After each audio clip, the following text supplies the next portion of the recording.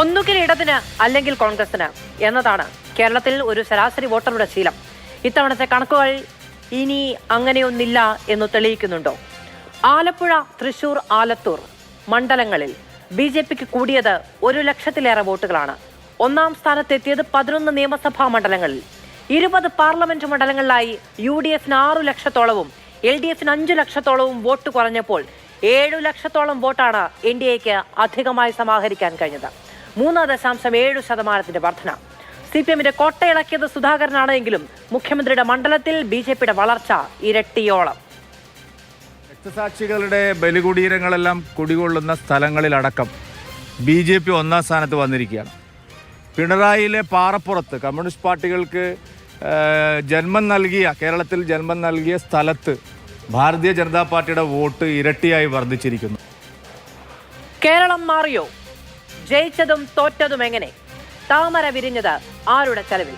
ഭരണവിരുദ്ധ വികാരം BJPക്ക് ഇന്ധനമായോ? ഈ ചോദ്യങ്ങളാണ് സൂപ്പർ പ്രൈം ടൈം ഇന്ന് വിശദമായ ചർച്ചയ്ക്ക് മുന്നോട്ട് വെക്കുന്നത്. നമ്മളോടൊപ്പം അതിഥികൾ ചേരും. CPMൽ നിന്ന് അഡ്വക്കേറ്റ് KS അരുൺകുമാർ, കോൺഗ്രസിൽ നിന്ന് ഡോക്ടർ ജിൻഡോ ജോൺ, BJPയിൽ നിന്ന് ശ്രീ PR ശിവശങ്കരൻ. ഇലക്ഷനും വോട്ട് ശതമാനവും സീറ്റെണ്ണവും ഒക്കെ കഴിഞ്ഞ് വിശദമായ ചർച്ച നമ്മളിൽ ഒരു പൊതുതലത്തിൽ കഴിഞ്ഞതാണ്. അതുകൊണ്ട് നമുക്ക് ഡയറക്റ്റായ ചോദ്യങ്ങളിലേക്ക് കടക്കാമെന്ന് തോന്നുന്നു, വലിയ വിശദീകരണങ്ങളില്ലാതെ. അഡ്വക്കേറ്റ് KS അരുൺകുമാർ, ഇപ്പൊ 2019 LDFന്റെ വോട്ട് ശതമാനം 35.15, 2024 33.34. UDFനും കുറഞ്ഞിട്ടുണ്ട്. UDFനാണ് LDFനേക്കാൾ കുറഞ്ഞത്. എന്നിരുന്നാലും നിങ്ങൾക്ക് കുറഞ്ഞത് 1.81% ആണ്. ഈ വോട്ട് എങ്ങോട്ട് പോയി എന്നാണ് LDF വിലയിരുത്തുന്നത്? ഞങ്ങൾ അത് വിശദമായി പരിശോധിക്കും. കാരണം ലോക്സഭാ തെരഞ്ഞെടുപ്പുകളുടെ ചരിത്രമെടുത്ത് പരിശോധിച്ചാൽ നിയമസഭാ തെരഞ്ഞെടുപ്പുകളിലും പഞ്ചായത്ത് തെരഞ്ഞെടുപ്പുകളിലും ഉണ്ടാക്കാറുള്ള ഒരു നേട്ടം ഞങ്ങൾക്ക് ലോക്സഭാ തെരഞ്ഞെടുപ്പിൽ ഉണ്ടാകാറില്ല. അടുത്ത കാലത്ത് ഏറ്റവും വോട്ട് കുറവ് ശതമാനം കിട്ടിയ ഒരു വർഷമായിരുന്നു 2019. ഒരു സീറ്റാണ് കിട്ടിയത്. കൃത്യമായി പറഞ്ഞാൽ 35.22% വോട്ട് കുറഞ്ഞത്. ഈ തവണ അതിൽ നിന്നും 1% വോട്ട് കുറഞ്ഞിട്ടുണ്ട്. 34.21% ഒരു സീറ്റ് എന്നുള്ളത് അതേപോലെ തന്നെ ഒരു സീറ്റായിട്ട് നിലനിൽക്കുകയാണ്. ഞങ്ങൾ ഇതിലും വലിയൊരു വിജയമാണ് പ്രതീക്ഷിച്ചത്. കൂടുതൽ സീറ്റും കൂടുതൽ വോട്ടുമാണ് ഞങ്ങൾ പ്രതീക്ഷിച്ചത്.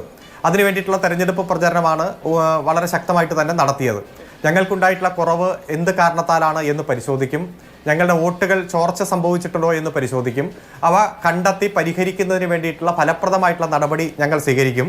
CPMനെ സംബന്ധിച്ചിടത്തോളം LDFനെ സംബന്ധിച്ചിടത്തോളം അതിൻ്റെ സംഘടനാ ഘടകങ്ങൾ ചേർന്ന് കൃത്യമായിട്ടുള്ള തെരഞ്ഞെടുപ്പ് ഫലം വിശകലനം ചെയ്തുകൊണ്ട് പരിശോധിച്ചുകൊണ്ടാണ് ആ കുറവുകൾ കണ്ടെത്തുക.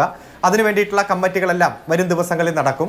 അതുകൊണ്ട് വിശദമായിട്ട് തന്നെ അതിൽ ഉണ്ടായിട്ടുള്ള കുറവുകൾ കണ്ടെത്തി പരിഹരിക്കാൻ വേണ്ടിയിട്ടുള്ള നടപടികൾ ഞങ്ങൾ സ്വീകരിക്കും.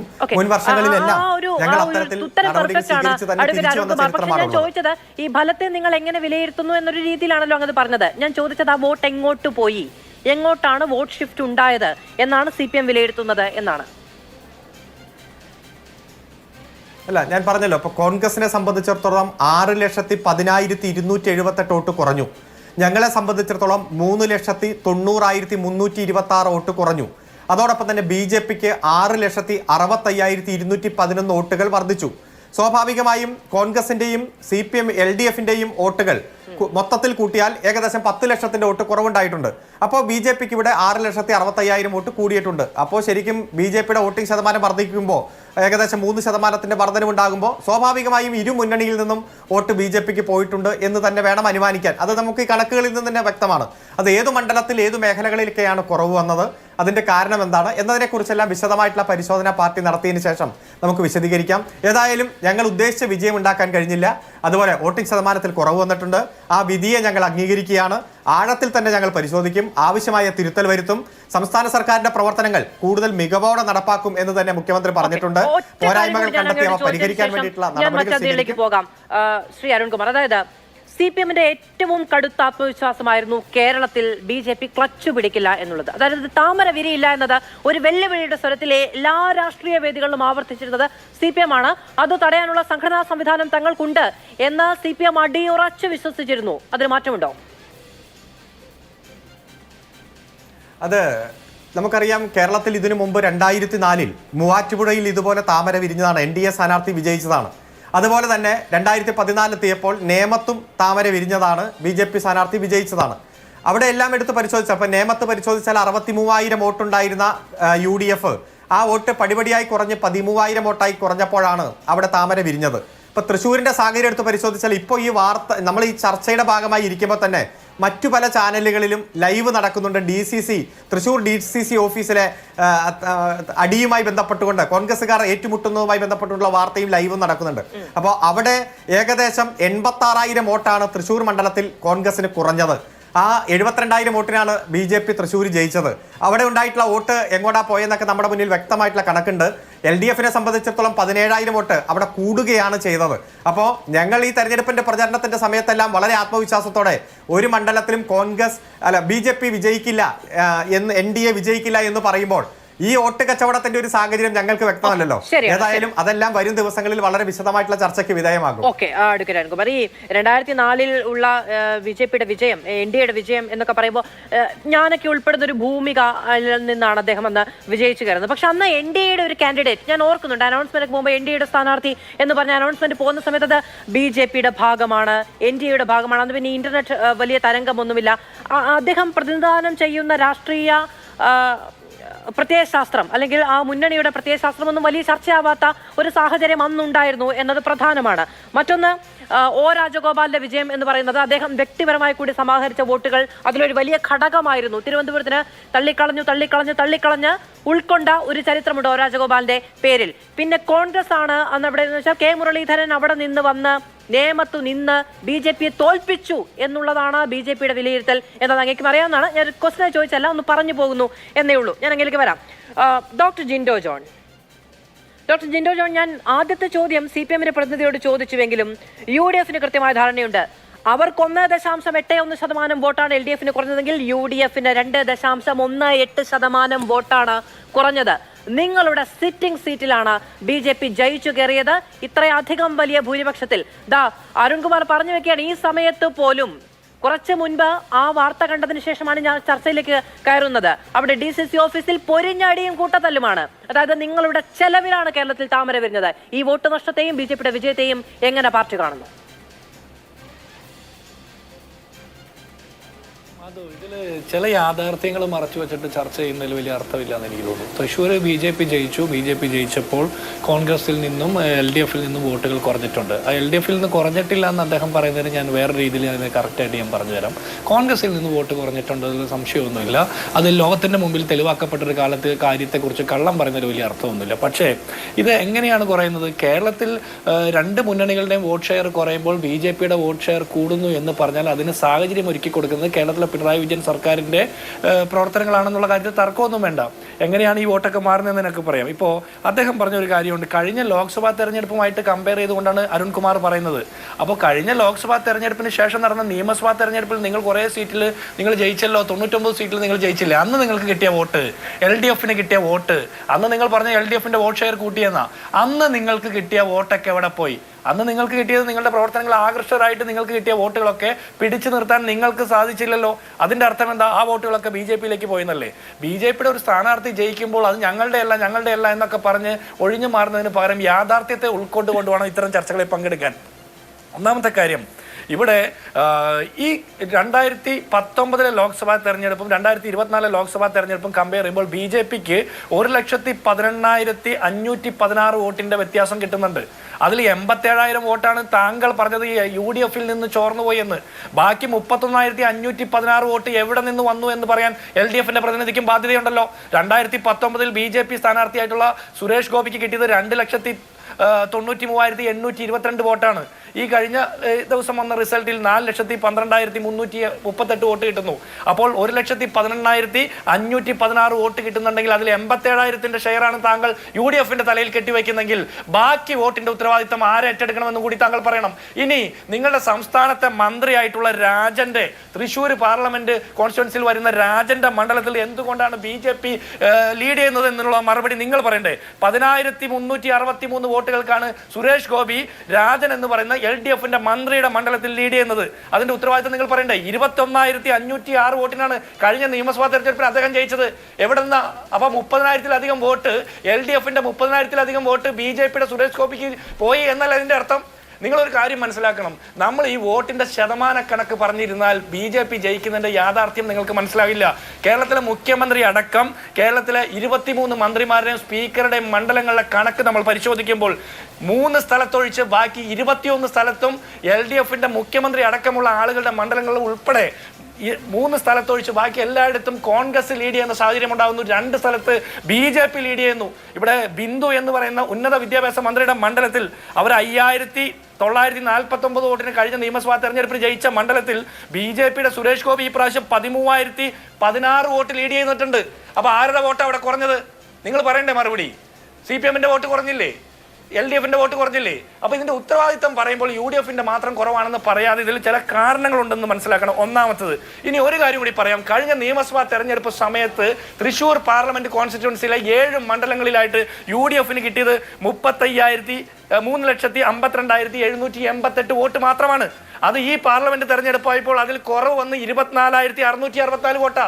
അതായത് അവസാനം നടന്ന 2 പൊതു തെരഞ്ഞെടുപ്പുകളിൽ 2021 നിയമസഭാ തെരഞ്ഞെടുപ്പും 2024 പാർലമെന്റ് തെരഞ്ഞെടുപ്പും തമ്മിൽ കമ്പയർ ചെയ്യുമ്പോൾ ഞങ്ങൾക്ക് മനസ്സിലാകുന്നത് UDFന്റെ വോട്ട് ഷെയർ ആയിട്ട് 24,664 വോട്ടേ കുറഞ്ഞിട്ടുള്ളൂ.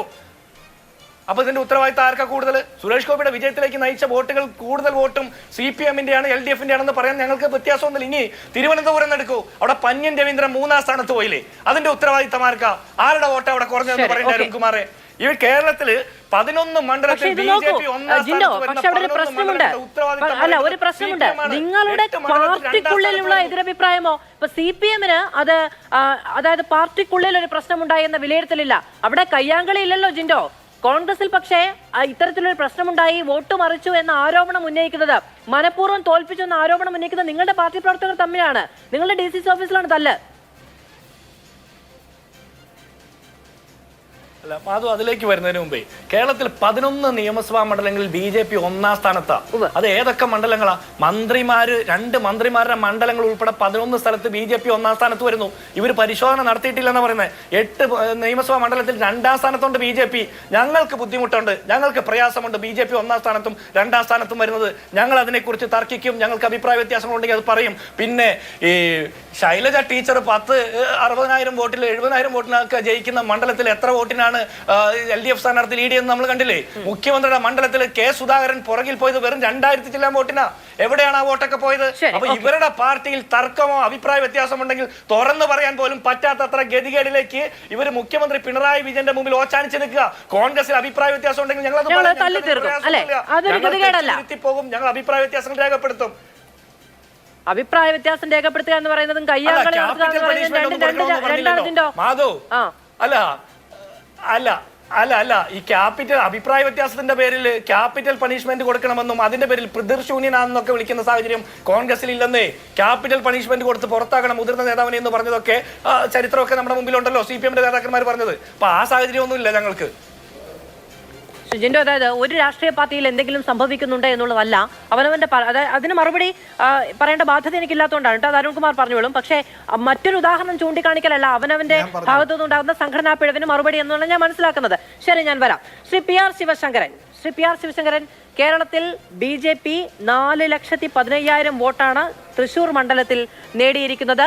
11 നിയമസഭാ മണ്ഡലങ്ങളിൽ നിങ്ങൾ 1-ാം സ്ഥാനത്ത് വന്നു. 3 പാർലമെന്റ് മണ്ഡലങ്ങളിൽ നിങ്ങൾക്ക് 1 ലക്ഷത്തിലധികം വോട്ട് സമാഹരിക്കാൻ കഴിഞ്ഞു. തിരുവനന്തപുരത്ത് അവസാന നിമിഷം വരെ നിങ്ങൾക്ക് ശശി തരൂരിനെ പോലെ ഒരു സ്ഥാനാർത്ഥിയെ വിറപ്പിക്കാൻ കഴിഞ്ഞു എന്നത് യാഥാർത്ഥ്യമാണ്. പല മണ്ഡലങ്ങളിൽ ആറ്റിങ്ങലിലടക്കം വലിയ തോതിൽ വോട്ട് വർധനയുണ്ടായി. നിങ്ങൾക്ക് സമാഹരിക്കാൻ കേരള ചരിത്രത്തിൽ ഇന്നോളം കഴിഞ്ഞതിന്റെ ഏറ്റവും കൂടുതൽ നിങ്ങൾ സ്വന്തമാക്കിയത് ആരുടെ വോട്ടെന്നാണ് നിങ്ങൾ വിചാരിക്കുന്നത്?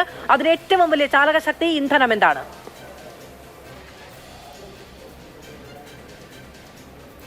മധു, ഈ വോട്ടിൻ്റെ പെർസെൻറ്റേജ് കണക്കുകൾ, ബൂത്ത് തിരിച്ച് കണക്കുകൾ, ഇതെല്ലാം നമുക്ക് ചർച്ച ചെയ്യാം. അതെല്ലാം ഇപ്പോൾ എൻ്റെ സുഹൃത്തുക്കൾ ജിൻഡോയും അരുണും പറഞ്ഞു കഴിഞ്ഞു. എനിക്ക് മറ്റൊരു കാര്യമാണ് മാധ്യമങ്ങളോട്, പ്രത്യേകിച്ച് മാധു പറഞ്ഞ എനിക്ക് ബാധ്യതയില്ല എന്ന് 2 കാര്യങ്ങളിൽ പറഞ്ഞു. പക്ഷേ മാധുവിന് ബാധ്യതയുള്ളൊരു കാര്യമുണ്ട്. അതായത് ഞാൻ മനസ്സിലാക്കുന്നത് CPMൻ്റെ കയ്യിൽ നിന്നും അല്ലെങ്കിൽ LDFൻ്റെ കയ്യിൽ നിന്നും അതുപോലെ തന്നെ കോൺഗ്രസിൻ്റെ കയ്യിൽ നിന്നോ UDFൽ നിന്നോ വോട്ട് കുറഞ്ഞാൽ അത് മറ്റ് BJPക്ക് വോട്ട് പോയി.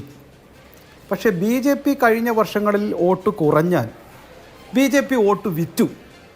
എന്നതായിരുന്നു മിക്കവാറും, ഞാൻ മാധവ് പറഞ്ഞു എന്നെനിക്കറിയില്ല, ഏതായാലും മറ്റ് മാധ്യമങ്ങളിൽ ഞാൻ ഡിബേറ്റിൽ പങ്കെടുക്കുമ്പോൾ എല്ലാം കേട്ടിരുന്ന ഒരാരോപണം. അതിൽ ഇടത് വലത് മുന്നണികളുടെ നേതാക്കളും അവരുടെ പാർട്ടി വക്താക്കളും ഒന്നും വ്യത്യസ്തരായിരുന്നില്ല. അപ്പോൾ BJPയുടെ വോട്ട് കുറഞ്ഞാൽ BJP വിൽക്കുന്നു, കോൺഗ്രസിൻ്റെയോ CPMൻ്റെയോ വോട്ട് കുറഞ്ഞാൽ അത് പോയി. ഇതൊരു നല്ല പ്രയോഗമാണോ? ഞാൻ വിശ്വസിക്കുന്നു. ഇപ്പം ഞാൻ പറയുന്നില്ല അത് CPM വിറ്റു കോൺഗ്രസ് വിറ്റു ഒന്നും പറയുന്നില്ല. പക്ഷേ മിനിമം ഇനിയെങ്കിലും BJPയുടെ വോട്ട് കുറഞ്ഞു കഴിഞ്ഞാൽ പോയി എന്ന് പറയുവാനുള്ള മഹാമനസ്കത മാധ്യമങ്ങളും അവതാരകരും കാണിക്കണം. അരുണും ജിൻഡോയും അത് കാണിക്കുമെന്ന് ഞാൻ വിശ്വസിക്കുന്നില്ല, പ്രതീക്ഷിക്കുന്നില്ല. പക്ഷേ അതെങ്കിലും കാണിക്കണം. ഒരു മാന്യതയാണ്. ഞാനിപ്പം അവർ വോട്ട് വിറ്റു എന്ന് പറയാത്തത് എൻ്റെ മാന്യത, അതുപോലെ അത് ചെയ്യണമെന്ന് ഞാൻ വിശ്വസിക്കുന്നു. പിന്നെ DCC ഓഫീസിൽ തല്ല്, CPMൽ തല്ലുന്നില്ല എന്നേ ഉള്ളൂ. അവിടെ ഏങ്ങിക്കരച്ചിലാണ്. തല്ലാനുള്ള ധൈര്യമില്ലാത്തത് കൊണ്ടും അല്ലെങ്കിൽ മറ്റു പല കാരണം കൊണ്ടും അവർ തല്ലുന്നില്ല. പക്ഷേ ഏങ്ങിയ MLA സീറ്റുകൾ ഏറ്റവും കുറവ്. ഇപ്പോൾ തൃശ്ശൂരായാലും ആറ്റിങ്ങലായാലും തിരുവനന്തപുരത്തായാലും എല്ലാം പല MLAമാരുടെയും വോട്ട് സീറ്റ് വളരെ കുറവാണ്. ഇപ്പോൾ ആലപ്പുഴയിൽ 6 MLAമാരുണ്ട്. എന്നിട്ടും ആരിഫും അതേപോലെ തന്നെ ശോഭാ സുരേന്ദ്രനുമായിട്ടുള്ള വോട്ട് വ്യത്യാസം വെറും 41,000 എല്ലാവരും തമ്മിട്ടും. ഞങ്ങൾക്ക് ഒരു MLAയും ഇല്ല, ഞങ്ങൾ 2ാം സ്ഥാനത്ത് പോലുമില്ല പലയിടത്തും. അപ്പോൾ ഇതെല്ലാം സൂചിപ്പിക്കുന്നത് BJP എല്ലാ സ്ഥലത്തും, പ്രത്യേകിച്ച് തൃശ്ശൂർ തൊട്ട് ഇങ്ങോട്ടുള്ള പല സ്ഥലത്തും, ആലത്തൂർ ഒട്ടും മറികാണിക്കരുത് പറയാൻ, കാരണം 1 ലക്ഷം വോട്ടാണ് ആലത്തൂർ മാത്രം കൂട്ടിയത്. അത്ര ഒരു ഹൈ ഫ്ലൈ കാൻഡിഡേറ്റോ അല്ലെങ്കിൽ അങ്ങനെ മാധ്യമങ്ങൾ ശ്രദ്ധിച്ച ഒരു ത്രികോണ ഫൈറ്റ് ഒന്നും ആയിരുന്നില്ല. പക്ഷേ 86,000 വോട്ടിൽ നിന്ന് ഞങ്ങൾക്ക് അത്രയൊന്നും രാഷ്ട്രീയമായി പ്രാധാന്യമില്ലാത്ത ഒരു മണ്ഡലത്തിൽ വളരെ ശക്തമായി BJPയുടെ മുന്നേറ്റമുണ്ടായിരിക്കുന്നു. അതുകൊണ്ട് തന്നെ 1 ലക്ഷം വോട്ട് കൂടിയിരിക്കുന്നു. അതുകൊണ്ട് ഇപ്പോൾ ആലപ്പുഴയും ആറ്റിങ്ങലും തൃശ്ശൂരും തിരുവനന്തപുരവും എല്ലാം പറയുമ്പോൾ ആലത്തൂർ കൂടി പറയണം എന്ന് ഞാൻ നിങ്ങളോട് അഭ്യർത്ഥിക്കുകയാണ്. കാരണം അവിടുത്തെ വോട്ടിംഗ് പെർസെൻറ്റേജ്, പ്രത്യേകിച്ച് ഒരു മണ്ഡലത്തിൻ്റെയൊക്കെ ഒരു രാഷ്ട്രീയ ചരിത്രം നോക്കിക്കഴിഞ്ഞാൽ BJPയുടെ 1 ലക്ഷത്തിൻ്റെ വോട്ട് വർധന വളരെ ശക്തമായ വർധനയാണ് എന്ന് മനസ്സിലാക്കാൻ സാധിക്കും. ഞാൻ പറയാൻ ആഗ്രഹിക്കുന്നത് ലീഡ് ചെയ്ത ഒരു സമയം എന്നത് ഓർക്കുന്നുണ്ട്. കേരളത്തിലെ BJPയുടെ ചരിത്രത്തിൽ ഒരുപക്ഷെ ആദ്യമായിട്ടായിരിക്കാം ആലപ്പുഴയിൽ ഒരു മൊമെന്റിലെങ്കിൽ ഒരു സ്ഥാനാർത്ഥി മുന്നിട്ട് നിൽക്കുന്നത്. ശോഭാ സുരേന്ദ്രൻ പോയി മത്സരിച്ച എല്ലായിടങ്ങളിലും വോട്ട് വ്യത്യാസം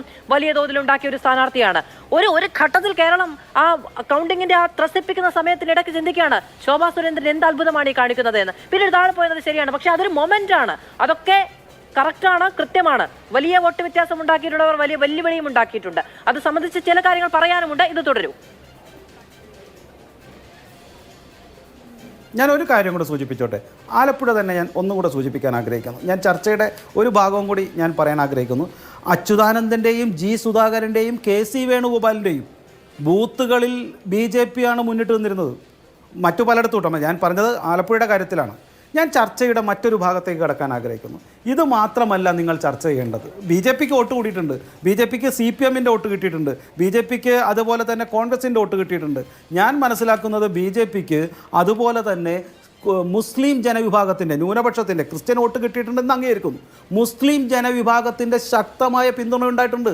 ഇപ്പോൾ ഉദാഹരണത്തിന് ഇപ്പോൾ നാട്ടിക നിങ്ങൾക്കറിയാം, ഞങ്ങൾക്ക് അത്രയൊന്നും ശക്തമായ കേന്ദ്രമല്ല. മുസ്ലിം ജനവിഭാഗത്തിൻ്റെ ശക്തമായ പിന്തുണയുള്ള സ്ഥലമാണ്, ശക്തമായ ഇതുള്ള സ്ഥലമാണ്. പക്ഷേ ഞങ്ങൾക്ക് നല്ല സീറ്റ്, നല്ല വോട്ട് കിട്ടിയിരിക്കുന്നു. ഒരുവന്നൂർ 50% ഇതുണ്ട്, മുസ്ലിം ജനസമുദായമുള്ളതാണ്. BJPയുടെ വോട്ടിംഗ് പെർസെൻറ്റേജ് എത്രയാണ്? ഏങ്കണ്ടിയൂർ 17%. പന്നിയൂർ, ചാവക്കാട് ചർച്ച എന്ന് പറയുന്നത് നമ്മൾ ഈ പറയുന്ന മണ്ഡലം തിരിച്ചുള്ള കണക്ക്, ഇന്നയിടത്ത് കൂടിയ കണക്ക്, ഇതൊക്കെ നമ്മൾ പറയുന്നുണ്ട്. ഇതിപ്പോൾ ഈ വോട്ട് ഷിഫ്റ്റ് എങ്ങനെയുണ്ടായി, എന്താണ് അതിൻ്റെ ഒരു രാഷ്ട്രീയ കാരണം എന്നുള്ളതാണ്. ആ രാഷ്ട്രീയ കാരണം എന്താണെന്നാണ് നിങ്ങൾ വിചാരിക്കുന്നത്? ഞാൻ അങ്ങോട്ടാണ് വരുന്നത്. അപ്പോൾ ഒരു CPM അല്ലെങ്കിൽ കോൺഗ്രസ് വോട്ട് മാത്രമല്ല, CPMനോ കോൺഗ്രസിനോ വോട്ട് ചെയ്തിരുന്ന ഒരു പ്രത്യേക വിഭാഗം, ഞാനത് ഒരു മുസ്ലിം ജനവിഭാഗത്തിൽ നിന്ന് തുടങ്ങിയതാണ്. മുസ്ലിം ജനവിഭാഗം ഒരിക്കലും BJPക്ക് ചെയ്യില്ല എന്ന് വിചാരിച്ച ജനവിഭാഗം തൃശ്ശൂരും ആലപ്പുഴയിലും ആറ്റിങ്ങലും എല്ലാം ധാരാളം ചെയ്തിട്ടുണ്ട് എന്ന് സൂചിപ്പിക്കാൻ ഞാൻ ഈ പെർസെൻറ്റേജ് പറഞ്ഞത്. അവിടുത്തെ ബാക്കി കണക്ക് തിരിച്ച് ഞാൻ പറയാം. 2, ഞാൻ മനസ്സിലാക്കുന്നത് CPM അവരുടെ ഒരു ന്യൂനപക്ഷ പ്രീണനം, പ്രത്യേകിച്ച് അവർ കുറേ CAA സമരങ്ങളൊക്കെ നടത്തിയിരുന്നെങ്കിലും ഞാൻ മനസ്സിലാക്കുന്നത് അവസാനം ഒരു പൂർണ്ണമായും പാലസ്തീൻ സമരത്തിലേക്ക് പോയതോടുകൂടി മുസ്ലിം ജനവിഭാഗവും ഇവരുടെ തട്ടിപ്പ്, കപട രാഷ്ട്രീയം മനസ്സിലാക്കി അവർ മാറിയെന്നാണ്. ഇപ്പോൾ ഒരു സ്ഥലത്ത് ഞാൻ ഒരു സമുദായം ഞാൻ പറഞ്ഞുതരാം. CPMൻ്റെ തന്നെ ഒരു പ്രബല സമുദായങ്ങളുണ്ടായിരുന്ന OBC ഒക്കെ ഉണ്ടായിരുന്നു. ഞാൻ പെർസെൻറ്റേജ് പറയുന്നില്ല. അവരുണ്ടായിരുന്ന തൃശ്ശൂരെ ഇപ്പോൾ ഏങ്കണ്ടിയൂർ തന്നെ എടുത്തോളൂ. അവിടെ ഞാൻ പഠിച്ചത് അവിടെ വർഷങ്ങളായി അവിടെ ഭരണം നടത്തിയിരുന്ന CPM-ൻ്റെ നിയന്ത്രിച്ചിരുന്ന ഒരു വിഭാഗത്തെ മാറ്റിക്കൊണ്ട് അവിടുത്തെ ഏരിയ കമ്മിറ്റി സെക്രട്ടറി ആയാലും ജില്ലാ കമ്മിറ്റി അംഗമായാലും അവിടുത്തെ ഇൻചാർജ് ആയാലും ഒരൊറ്റ സമുദായത്തിൻ്റെ ആളായപ്പോൾ അവർക്ക് ലഭിച്ചിരുന്ന ഹിന്ദു സമുദായത്തിൻ്റെ ഒരു OBC വോട്ട് പൂർണ്ണമായി നഷ്ടപ്പെട്ടിരിക്കുന്നു. ഇതവർ പഠിക്കണ്ടേ? ഇതൊരു മതവൽക്കരണമായി മാറിയിരിക്കുന്നു. ആ മതവിഭാഗത്തിനും ഇത് കപടവൽക്കരണമായി മാറിയിരിക്കുന്നു. അതുകൊണ്ട് തന്നെ CPM-ൽ നിന്ന് ധാരാളം ന്യൂനപക്ഷ വോട്ടുകൾ കോൺഗ്രസിൽ നിന്നും BJP-ക്ക് കിട്ടി എന്നുള്ളതാണ് ഞങ്ങൾ മനസ്സിലാക്കുന്നത്. ഇത് ഒരു പൂർണ്ണമായി അതുകൊണ്ടാണ് സുരേഷ് ഗോപിക്കൊക്കെ 70,000 വോട്ടിൻ്റെ ഈ പറയുന്ന ഭൂരിപക്ഷം കിട്ടിയത്. അതുപോലെ തന്നെ ആറ്റിങ്ങലിൽ ഒരു ത്രസിപ്പിക്കുന്ന ഒരു മൂവ്മെൻറ്റിലേക്ക് ശ്രീ V. മുരളീധരനും അതുപോലെ തന്നെ ശോഭാ സുരേന്ദ്രൻ ആലപ്പുഴയിലേക്ക് എത്താൻ കഴിഞ്ഞത്. എല്ലാ ജനവിഭാഗത്തിൻ്റെയും വോട്ട് BJP കിട്ടിയിരിക്കുന്നു. അതൊരു പെർസെൻറ്റേജ് ആയിട്ടോ ഒരു CPM-ൻ്റെയോ കോൺഗ്രസിൻ്റെയോ ഭാഗമായി പറയരുത്. എല്ലാ വിഭാഗത്തിനും കിട്ടിയെന്നാണ് ഞാൻ മനസ്സിലാക്കുന്നത്. അതാണ് രാഷ്ട്രീയ വിജയം, അതാണ് പൊളിറ്റിക്കൽ നേട്ടമായിട്ട്. ഇപ്പൊ പാർട്ടി കോട്ട സുധാകരനാണ് കണ്ണൂരിൽ ജയിച്ചത് എന്നിരിക്കലും ഇപ്പോൾ 2021 നിയമസഭാ തെരഞ്ഞെടുപ്പിൽ മുഖ്യമന്ത്രി പിണറായി വിജയന് ധർമ്മടത്ത് 50,123 വോട്ടിന്റെ ഭൂരിപക്ഷമുണ്ട്. 2 വർഷം കഴിഞ്ഞ് ലോക്സഭാ തെരഞ്ഞെടുപ്പ് നടക്കുന്ന സമയത്ത് LDF-ന് അവിടെ 2,616 വോട്ടിന്റെ മേൽക്കൈയാണ്. അങ്ങ് നേരത്തെ പറഞ്ഞ ലോക്സഭാ തെരഞ്ഞെടുപ്പിന്റെ പാറ്റേൺ വരുമ്പോൾ ഷിഫ്റ്റ് ഞാൻ അംഗീകരിച്ചേ. എന്നിരുന്നാൽ പോലും അത് കോൺഗ്രസിന് അനുകൂലമായാണ് സ്വാഭാവികമായി. പക്ഷേ ഇവിടെ 2019 ലോക്സഭാ തെരഞ്ഞെടുപ്പിൽ അവിടെ LDF-ന് 71,796, BJP-ക്ക് 16,711 ഇത്തവണ അവിടുത്തെ വോട്ട് എന്ന് പറയുന്നത്. 2019 ഉണ്ടായിരുന്ന 8,000 വോട്ട് ഇത്തവണ 16,000 വോട്ടായിട്ട് അവിടെ വർദ്ധിക്കുകയാണ്. അപ്പോൾ അതിൻ്റെ കാരണം എന്താണെന്നാണ് നിങ്ങൾ വിചാരിക്കുന്നത്? ഞാൻ ആദ്യം പറഞ്ഞല്ലോ, സൂക്ഷ്മമായിട്ടുള്ള വിശകലനവും പരിശോധനയുമെല്ലാം ഈ വരുന്ന ആഴ്ച നടക്കുകയുള്ളൂ. പാർട്ടിയുടെ പൊളിറ്റ് ബ്യൂറോ അടക്കം താഴത്തേക്കുള്ള എല്ലാ കമ്മിറ്റികളും ഘടകങ്ങളും കൂടി കൃത്യമായിട്ടുള്ള ഞങ്ങളുടെ കുറവുകൾ പരിശോധിക്കും. ഞാൻ ആദ്യം സൂചിപ്പിച്ചല്ലോ, ഞങ്ങൾക്ക് 1% വോട്ടിന്റെ കുറവുണ്ടായിട്ടുണ്ട്, അത് അംഗീകരിക്കുന്നു. ഇവിടെ ഭൂരിപക്ഷ വർഗീയതയ്ക്കെതിരെ ഞങ്ങൾ ശക്തമായിട്ടുള്ള നിലപാട് സ്വീകരിച്ചിട്ടുണ്ട്. അപ്പോൾ പല ഘട്ടങ്ങളിലും ഞങ്ങൾ സ്വീകരിച്ച നിലപാടുകളെ തെറ്റിദ്ധരിപ്പിക്കുന്ന തരത്തിൽ ചില ഇടപെടലുകളും ഇവിടെ ഉണ്ടായി. കുന്തിരിക്കം കരുതിക്കോ, അതോടെ തന്നെ അവലും മലരും കരുതിക്കോ എന്ന് പറഞ്ഞ് മുദ്രാവാക്യം വിളിച്ചപ്പോൾ അവരെയൊക്കെ കയ്യോടെ പിടികൂടി നടപടി സ്വീകരിച്ചപ്പോൾ പിണറായി വിജയൻ സംഘീയ വിജയനായിട്ട് മറുവിഭാഗം ചിത്രീകരിക്കുന്ന സാഹചര്യം ഉണ്ടായി. അതുപോലെ RSS-നെ ചെറുക്കാൻ ശക്തമായിട്ടുള്ള നിലപാട് സ്വീകരിച്ചപ്പോൾ പലതരത്തിൽ ഹിന്ദു വിരുദ്ധനായിട്ടും ചിത്രീകരിക്കുന്ന സാഹചര്യം ഉണ്ടായി. LDF സർക്കാരിന്റെ ഭരണ നേട്ടങ്ങൾ കൃത്യമായി ജനങ്ങൾക്ക് മുന്നിൽ അവതരിപ്പിക്കുമ്പോഴും വലിയ തരത്തിലൊരു കേന്ദ്രീകരണം ഉണ്ടാക്കുകയും വലതുപക്ഷവും അതുപോലെ തന്നെ മാധ്യമങ്ങളും ആ നേട്ടങ്ങളെ ജനങ്ങളിൽ എത്തിക്കാത്ത തരത്തിൽ പലതരത്തിലുള്ള വിവാദങ്ങൾ ഉയർത്തിക്കൊണ്ടുവന്ന നിരവധി സാഹചര്യങ്ങൾ ഉണ്ടായിട്ടുണ്ട്. അതുപോലെ സാമ്പത്തിക ഉപരോധവും പലതരത്തിൽ ഗവർണറെ ഉപയോഗിച്ചുകൊണ്ടുള്ള രാഷ്ട്രീയം കളിക്കലും കേന്ദ്ര ഇൻവെസ്റ്റിഗേഷൻ ഏജൻസികളെ വെച്ചുകൊണ്ടുള്ള അന്വേഷണവും ദുരുപയോഗവും എല്ലാം പലതരത്തിൽ ഗവൺമെന്റിനെതിരെ വാർത്തകൾ ചമയ്ക്കാനും ആ വാർത്തകൾ ദിവസേന ചർച്ച ചെയ്യാനും വേണ്ടിയിട്ടുള്ള അവസരമായി മാറിയിട്ടുണ്ട്. അത്തരത്തിൽ നിരവധി കാര്യങ്ങൾ ഇവിടെ ഉണ്ടായിട്ടുണ്ട്. അപ്പോൾ ആ വോട്ട് എങ്ങോട്ടാണ് പോയത്, എന്താണ് വിചാരിച്ചിരുന്നതാണ് ഈ പറയുന്ന അങ്ങ് ഈ മുദ്രാവാക്യം, ഞാനത് വീണ്ടും ആവർത്തിക്കാൻ ശ്രമിക്കുന്നില്ല, എന്നിരുന്നാൽ പോലും ആ മുദ്രാവാക്യം ഉയർന്ന റാലി അവിടെ നടക്കുമ്പോൾ അത് വലിയ വിവാദമായപ്പോൾ ഉയർന്ന ഏറ്റവും വലിയ വിമർശനം എന്തായിരുന്നു എന്ന് അങ്ങേക്ക് ഓർമ്മയുണ്ടോ? അവിടെ വലിയ തോതിലുള്ള നിയമ പ്രശ്നങ്ങൾ ഉണ്ടായിരുന്ന സമയത്താണ് ഇങ്ങനെ ഒരു റാലി അവിടെ നടക്കുന്നത്. നിങ്ങൾക്ക് ഓർമ്മയുണ്ടാവുമല്ലോ, വലിയ ക്രമസമാധാന പ്രശ്നം പരാമർശിക്കുന്നില്ല ഞാൻ, ഉണ്ടായ സമയത്താണ് ഈ റാലി എങ്ങനെ നടക്കുന്നത്. ആ റാലി അവിടെ നടക്കാൻ എങ്ങനെയാണ് അനുമതി കിട്ടിയത് എന്നൊരു ചോദ്യം അന്ന് അവിടെ ഉണ്ടായിരുന്നു. രണ്ടാമത്തേത്, വലിയ തോതിൽ ചർച്ചയായി. ഈ ചർച്ചയൊക്കെ ഏകപക്ഷീയമായിരുന്നു. ഇതുപോലെ അരുൺകുമാറും ജിൻഡോ ജോണും PR ശിവശങ്കരനും ഏതെങ്കിലുമൊക്കെ മാധ്യമത്തിലെ ആങ്കർമാരും ഒക്കെ ഇരുന്നിട്ട് എല്ലാവർക്കും എല്ലാ അവസരങ്ങളും പറയാനുള്ള, എല്ലാ വാദവും പറയാനുള്ള അവസരമുള്ള ചർച്ചകളായിരുന്നില്ലേ? നിങ്ങൾക്കത് ജനങ്ങളെ ബോധിപ്പിക്കാൻ പറ്റിയില്ല എങ്കിൽ മാത്രമല്ല, അരുൺ, ഈ ഇലക്ഷന്റെ തലേ ദിവസം വരെ എല്ലാവരും പറഞ്ഞിരുന്നത് എന്താണ്? നിങ്ങളുടെ പ്ലാറ്റ്ഫോം ഞങ്ങൾക്ക് ആവശ്യമില്ല ജനങ്ങളെ ബോധിപ്പിക്കാൻ എന്നല്ലേ? ഇപ്പൊ തോക്കുമ്പോ പെട്ടെന്ന് എങ്ങനെയാണ് നിങ്ങളുടെ പ്ലാറ്റ്ഫോം മാത്രം ഏകപക്ഷീയമായി വാർത്താ പ്രചരണം നടത്തി തോൽപ്പിച്ചെന്ന് തോന്നുന്നത്? അല്ല മധു, ഇപ്പൊ ഈ തോൽവിയിൽ തീർന്നു പോകുന്നതാണ് കമ്മ്യൂണിസം എങ്കിൽ ഈ കമ്മ്യൂണിസം എന്നേ ഈ രാജ്യത്ത് അവസാനിച്ചേനെ, കേരളത്തിൽ അവസാനിച്ചേനെ. 1977 ഞങ്ങൾക്ക് 0 സീറ്റായിരുന്നു, 0. 3 വർഷങ്ങൾക്ക് ശേഷം 1980 സഖാവ് EK നായനാർ കേരളത്തിന്റെ മുഖ്യമന്ത്രിയായി മാറി, 0-ൽ നിന്നാണ് വളർന്നു വന്നത്. അതുപോലെ 2019 ഇന്ത്യയിൽ ഇനി ഇടതുപക്ഷത്തിന്റെ പ്രശസ്തി എന്ത്? ആകെ ആലപ്പുഴയിൽ 1500 വോട്ടിന് ജയിച്ച ഒറ്റ സീറ്റ് എന്ന് പറഞ്ഞ് ഞങ്ങളെ കളിയാക്കിയില്ലേ? മാസം കഴിഞ്ഞ് പഞ്ചായത്ത് തെരഞ്ഞെടുപ്പ് വന്നപ്പോൾ ഞങ്ങളുടെ വിജയം എങ്ങനെയായിരുന്നു? 6 കോർപ്പറേഷനിൽ 5ഉം ഞങ്ങൾ ജയിച്ചു. 946 ഗ്രാമപഞ്ചായത്തിൽ 600 ഗ്രാമപഞ്ചായത്തിൽ ഞങ്ങൾ ജയിച്ചു. എന്ന മൗഢ്യധാരണയൊന്നും എനിക്കില്ല. കഴിഞ്ഞ തവണയും ഇത്തവണയും നിങ്ങൾക്ക് സീറ്റ് ഒന്നു തന്നെയാണ്. കഴിഞ്ഞ തവണ തീർന്നില്ലെങ്കിൽ നിങ്ങൾ ഇത്തവണയും തീരില്ല. മാത്രമല്ല ഒരു രാഷ്ട്രീയ പ്രസ്ഥാനവും പ്രത്യേകിച്ച് ജനപക്ഷത്ത് നിൽക്കുന്നു എന്ന് അവകാശപ്പെടുന്ന, മതനിരപേക്ഷ പക്ഷത്ത് നിൽക്കുന്നു എന്ന് അവകാശപ്പെടുന്ന ഒരു രാഷ്ട്രീയ പാർട്ടിയും സമൂഹത്തിൽ തീർന്നു പോകരുത് എന്നുള്ളത് തന്നെയാണ് ഒരു ജനാധിപത്യ വിശ്വാസി എന്ന നിലയിൽ എന്റെയും കാഴ്ചപ്പാട്. അതായിരുന്നില്ല ചോദ്യം. അങ്ങ് പറഞ്ഞ 2 കാര്യങ്ങളെയാണ് ഞാൻ ചോദിച്ചത്. നിങ്ങൾക്ക് ജനങ്ങളെ ബോധിപ്പിക്കാൻ കഴിഞ്ഞില്ലേ? ജനങ്ങളെ ബോധിപ്പിക്കാൻ അതിശക്തമായിട്ടുള്ള പ്രചരണവും ഇടപെടലുകളും ഞങ്ങൾ നടത്തി. അതുപോലെ തന്നെ വലിയ തരത്തിൽ നുണപ്രചരണങ്ങൾ, ഒരു ശരിക്കും പറഞ്ഞാൽ സത്യാനന്തര കാലം എന്നൊക്കെ വിശേഷിപ്പിക്കുമല്ലോ, സത്യമാണോ നുണയാണോ എന്ന് തിരിച്ചറിയാൻ പറ്റാത്ത ഒരു കാലം എന്ന രൂപത്തിൽ വലിയ രൂപത്തിൽ ഉള്ള ആക്രമണം മാധ്യമങ്ങളുടെ ഭാഗത്തുനിന്നും വലതുപക്ഷത്തിന്റെ ഭാഗത്തുനിന്നും ഉണ്ടായി. ഇതെല്ലാം തെറ്റാണെന്ന് തെളിയിക്കപ്പെട്ടു. ഇപ്പൊ മുഖ്യമന്ത്രിയുടെ ഓഫീസുമായി ബന്ധപ്പെട്ടുകൊണ്ട്, അതുപോലെ തന്നെ സ്വർണ്ണക്കള്ളക്കടത്തുമായി ബന്ധപ്പെട്ടുകൊണ്ട്, എക്സാലോജിക്കുമായി ബന്ധപ്പെട്ടുകൊണ്ട് 2 വിജിലൻസ് കോടതി വിധി പറഞ്ഞു. മാസങ്ങൾ വർഷങ്ങൾ ചർച്ച ചെയ്ത കാര്യങ്ങൾ സത്യമാണെന്ന് ബോധ്യപ്പെട്ടിട്ടും ഒരു തിരുത്തു വാർത്ത പോലും കൊടുക്കാത്ത സാഹചര്യം ഈ കേരളത്തിൽ ഉണ്ടായിട്ടുണ്ട്. അത്തരത്തിൽ ഇന്ത്യയിൽ ആകെ നിലനിൽക്കുന്ന ഏക കമ്മ്യൂണിസ്റ്റ് ഗവൺമെന്റിനെ തകർക്കുക എന്നത് രാഷ്ട്രീയ ലക്ഷ്യമായി പ്രഖ്യാപിച്ചുകൊണ്ട് RSS ആക്രമിക്കുന്നു.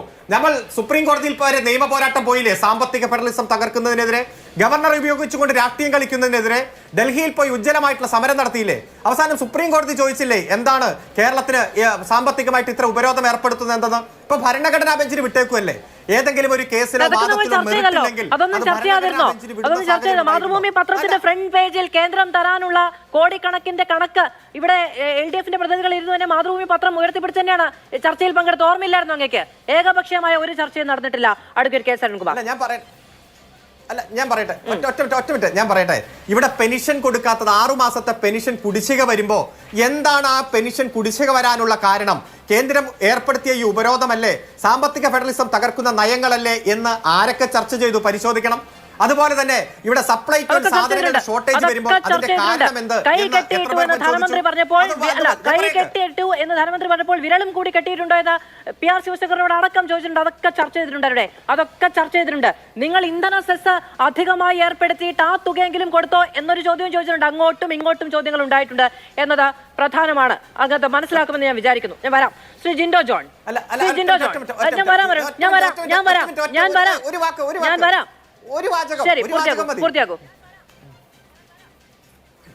നിങ്ങൾ ഇന്ധന സെസ്സിന്റെ കാര്യം ചോദിക്കുമ്പോൾ ഇന്ധന സെസ്സിൽ നിന്ന് കിട്ടുന്നത് വെറും 900 കോടിയാണെന്നും ഒരു മാസം പെൻഷൻ കൊടുക്കാൻ ഇവിടെ 11,000 കോടി രൂപ വേണം എന്നുള്ള യാഥാർത്ഥ്യം വരെ കൃത്യമായി ഞങ്ങൾ ജനങ്ങൾക്ക് മുന്നിൽ അവതരിപ്പിച്ചതാണ്. അതുകൊണ്ട് അധികമായി വേണ്ടുന്ന തുക കണ്ടെത്താനാണ് എന്ന് അടക്കം ബജറ്റ് പ്രസംഗത്തിൽ ഉണ്ടായിരുന്നല്ലോ. അപ്പൊ അത് ചോദിച്ചു എന്നേ പറഞ്ഞുള്ളൂ. 6 മാസമൊക്കെ വന്നപ്പോ ഈ പൈസയെങ്കിലും ഉണ്ടല്ലോ എന്നത് ചോദിച്ചു എന്നേ ഉള്ളൂ. മറ്റുള്ളത് ബജറ്റിൽ ഉണ്ടായിരുന്നു. ഇതിനു മുൻപുണ്ടായിരുന്ന ബജറ്റിൽ ഉണ്ടായിരുന്നു.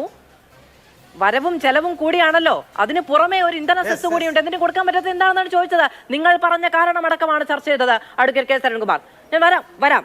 ശ്രീ ജിൻഡോ ജോൺ, ഇപ്പോ അടുത്ത ഘട്ടം എന്ന് പറയുന്നത് പാലക്കാട് അടക്കം നടക്കാൻ പോകുന്ന ഉപതെരഞ്ഞെടുപ്പാണ്. കഴിഞ്ഞ തവണ നമുക്കറിയാം പാലക്കാട് ഷാഫി പറമ്പിലും ഈ ശ്രീധരനും തമ്മിലുണ്ടായിരുന്ന കോമ്പറ്റീഷൻ എത്രത്തോളം കടുത്തതായിരുന്നു എന്ന്.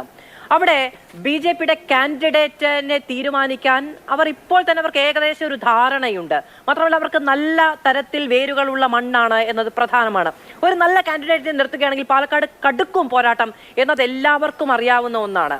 അവിടെ കോൺഗ്രസിന് ഒരു തീരുമാനം വരേണ്ടതുണ്ട്. അത് ഏകപക്ഷീയമായിട്ടോ ഏതെങ്കിലും കേന്ദ്രങ്ങളിൽ നിന്നോ വരേണ്ടതല്ല. പാലക്കാട് കോൺഗ്രസിന് അടുത്ത വെല്ലുവിളിയാണ്. രണ്ടാമതും നിങ്ങളുടെ ചെലവിൽ, രണ്ടാമതും നിങ്ങളുടെ അക്കൗണ്ടിലാണ് ഇവിടെ എന്തെങ്കിലും തരത്തിൽ BJP നേട്ടം കൊയ്യുന്നത് എങ്കിൽ നിങ്ങൾ കേൾക്കാൻ പോകുന്ന പഴിയും ചെറുതായിരിക്കില്ല.